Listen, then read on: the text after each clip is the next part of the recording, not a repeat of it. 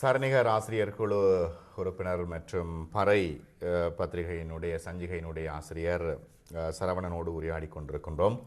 பொதுவாக தலித்தியம் தொடர்பான ஒரு உரையாடல் மிக அவசியமாக தேவையாக இருக்கிறது புலம்பெயர் நாடுகளில். ஆனால் புலம்பெயர் நாடுகளில் இப்போ இலங்கையிலிருந்து புலம்பெயர்ந்து இடம்பெயர்ந்து இங்கே வந்திருப்பவர்கள் நீங்கள் சொன்னது போல அங்குள்ள சிந்தனைகளையும் அப்படியே தூக்கி கொண்டு வருகின்றார்கள். இது கலாச்சார ஒரு பிரச்சனையாக இருக்கிறது. ஆனால் இப்போ இங்கே சாதி தொடர்பாக பேசுகின்றவர்கள் நேரடியாகவே எப்படி இங்குள்ள வெள்ளைக்கார சமூகத்தினரோடு அவர்கள் இணைகின்றார்கள், திருமண பந்தத்தில் கூட இணைகின்றார்கள். அப்போ இது எந்த உறுத்தலையும் ஏற்படுத்தவில்லையா என்ற ஒரு கேள்வி வருது. சாதியத்தை பாதுகாப்பதில், அதில் தக்க வைத்துக் கொள்வதில் எங்களுக்கு தெரியும் அகமன முறையின் பங்கு எவ்வளவு பெரியது என்பது. எனக்கு தெரிந்த அளவில் முற்போக்கு பேசுபவர்கள் அல்லது அதில் கணிசமானவர் சாதியத்துக்கு எதிரான குரல்களை கொடுக்கும் ஆதிக்க சக்தியினர் குறிப்பான இடம் வரும்போது, அது எந்த இடம் என்றால் குறிப்பாக திருமணம் என்கின்ற விடயம் வரும்போது அவர்கள் பெரும்பாலும் இந்த தலைமுறைகளை கொண்டவர்களாகவே இருக்கின்றார்கள். மீண்டும் அவர்கள் அகமன முறையை வலியுறுத்துபவர்களாகவே வந்து சேர்ந்து விடுகின்றார்கள். இந்த அகமன முறை சாதியத்தை பாதுகாப்பதில் மிக மிக பெரிய பங்கை ஆற்றி வருகின்றது. நமக்கு தெரியும் புலம்பெயர் சூழலிலேயே எவ்வளவு எத்தனை சண்டைகள் அல்லது பிரச்சனைகள் எல்லாம் நேர்ந்திருக்கின்றன சாதிய கலப்பு திருமணங்களின் போது. ஆனால் தமிழில் அல்லாத ஏனைய சமூகத்தினரோடு கூட இணைய முடிகின்றது. அல்லது வெள்ளைக்கார இந்த புலம்பெயர் சூழலில் அந்தந்த நாட்டவர்களை திருமணம் முடிப்பதில் கூட இந்த சாதிய உணர்வுக்கு பிரச்சனை இல்லை. ஆனால் சொந்த சமூகத்தில் இருக்கக்கூடிய அவர்கள் இன்னொரு சாதியினராக இருந்துவிட்டால் அது ஒரு சர்ச்சைக்குரிய பிரச்சனைக்குரிய ஒரு விடயமாக ஆவதை பற்றி நாங்கள் கருத்தில் கொள்ள வேண்டும். அந்த ஆதிக்க சிந்தனை எங்கிருந்து வருகின்றது என்பதையும் நாங்கள் கவனத்தில் கொள்ள வேண்டும். இது வெறுமனே ஒரு ஆதிக்க திமிரில் ஆதிக்க சாதி உணர்வில் மட்டும் இருப்பவர்கள் மத்தியில் மட்டுமல்ல, ஒரு சக தோழர்களாக இருக்கக்கூடியவர்கள் மத்தியில் கூட இதனை நாங்கள் கண்டு மலைத்து போயிருக்கின்றோம்.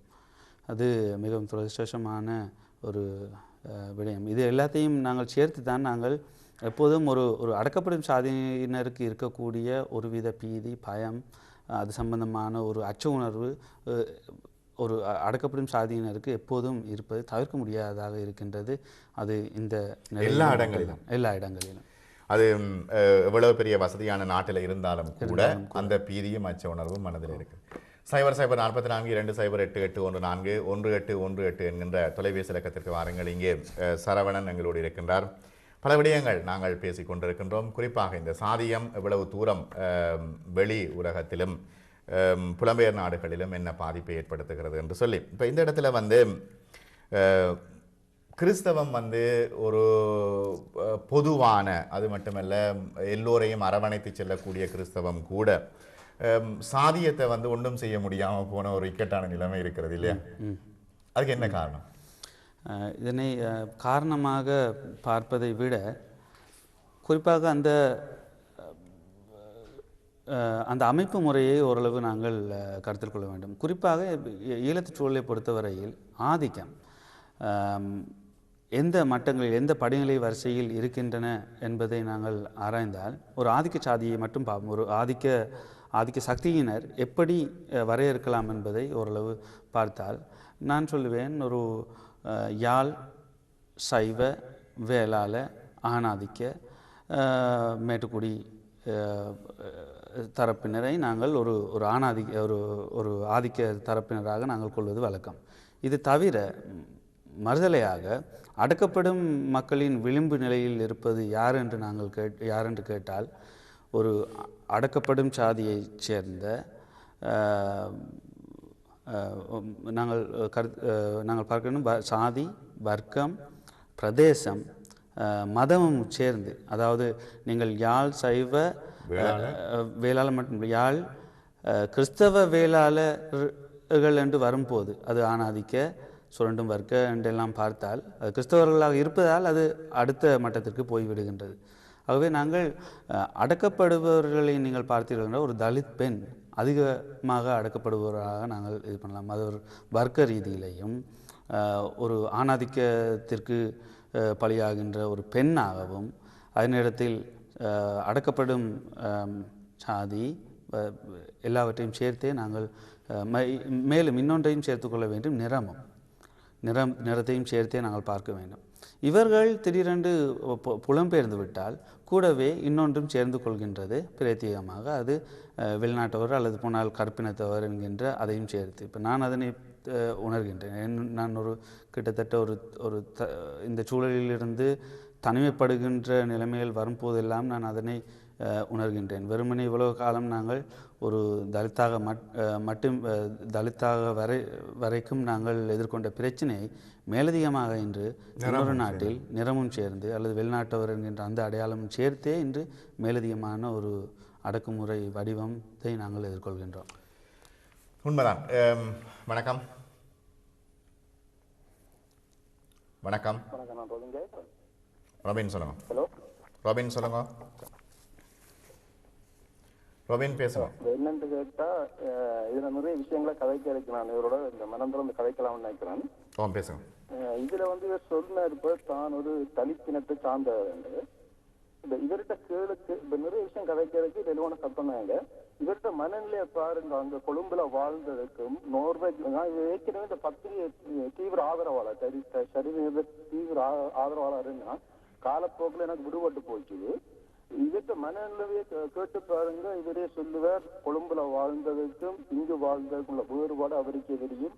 அங்க அப்ப இங்க வந்தோன்னு ஒரு ஏற்ற இறக்கம் எண்ணங்களாலே எங்களுக்கு ஒரு ஏற்ற இறக்கம் ஒன்று வருது. கொழும்புல இருந்ததுக்கும் ஐரோப்பாவில் இடம்பெயர்ந்த பிறகு ஒரு ஏற்ற இறக்கம் வரும். அந்த ஏற்ற இறக்கத்திலே இருந்து வேறுபாடுகளால உணர முடியும். நீங்களே அழகாக சொல்ற ரெண்டு பேரும் பிரச்சனை என்ன, பிரச்சனைக்கு என்ன விட வேண்டது அழகாக படியா கலைக்கிறீர்கள். இங்க இடம்பெயர்ந்த பிறகு வந்த ஏற்ற இறக்கங்கள் இங்க இருந்து கொண்டு சிந்திக்கிற சிந்தனைகள் அதுதான் மிக ஆபத்தானது. ஆபத்தான பின்விளைவுகளை தருதுன்னு சொல்லி இப்ப நீங்க அனசே வழியா சொல்லி இருக்கிறீர்கள். இங்க இருந்தோன்னு செய்கிற விஷயங்கள் தான் சிந்திக்கிற சிந்தனை எல்லாம் அந்த மக்களுக்கு சரியாக போய் சேர்றதில்லை. அங்க போய் சேரால அது பின்விளைவு பாதகமாத்தான் இருக்கு. நிச்சயமாக அது நல்ல ஒரு விடைய தராது எங்களுக்கு. அந்த மக்களோட இருந்து அந்த மக்களாக இருந்து சிந்திச்சு அந்த மக்களுக்குரிய சேவையை செய்கிறது தான் அப்பாப்புல அமிர்தலிங்கமாக்கள், ஸ்ரீ சவாரத்மாக்கள், பத்மநாமாக்கள் அங்க இருந்து சிந்திச்சுட்டு அந்த மக்களுடைய பிரச்சனை அறிஞ்சு அவங்களுக்கு சேவை செய்ய விடுத்தாங்க. நல்லது ரோபின், நல்லது. உங்களோட கருத்து, உங்களுடைய கேள்வி எனக்குள்ளேயும் இருந்தது தான். இப்போ அதுக்கு ஏற்கனவே சரவணன் கொஞ்சம் பதில் சொல்லியிருக்கிறார். இப்போ தலித்துகளுடைய பிரச்சனைகளோ அல்லது ஒடுக்கப்பட்ட மக்களுடைய பிரச்சனைகள் தொடர்பாக இங்கே நாங்கள் இடம்பெயர்ந்த நாடுகளில் இருந்து சிந்தித்து அங்கு உள்ளவர்களுக்கு என்ன பிரயோசனம் தரும்?